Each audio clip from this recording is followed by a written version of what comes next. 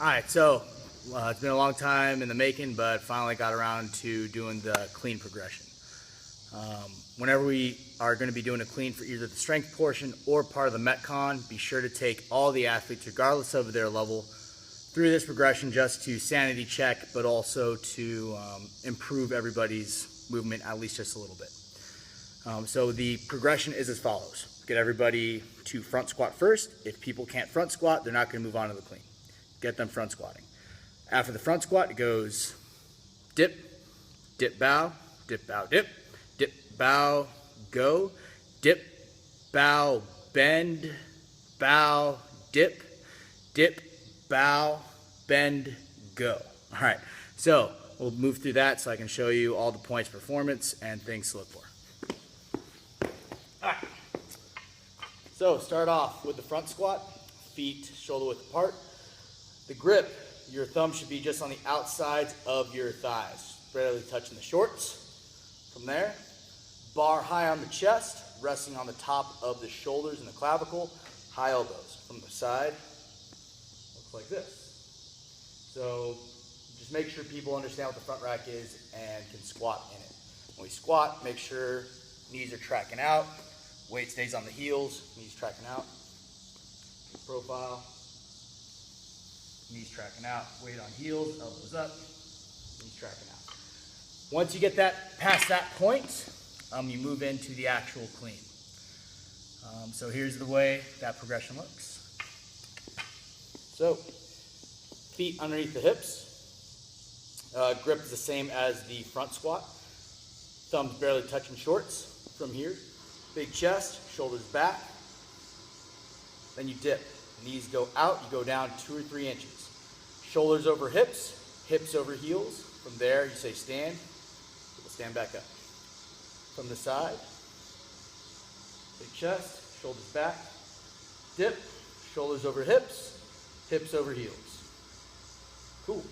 From there, you move on to the dip bow. So, when we bow, correction, go dip. When we bow, we drive the knees back over the heels.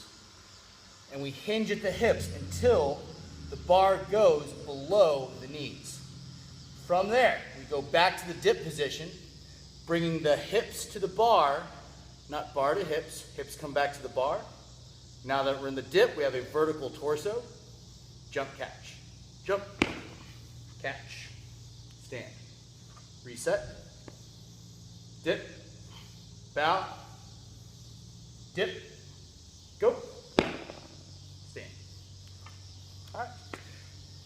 Once you have that, correction, a couple of faults that you'll see. People not driving their knees back, it screws up the bar path.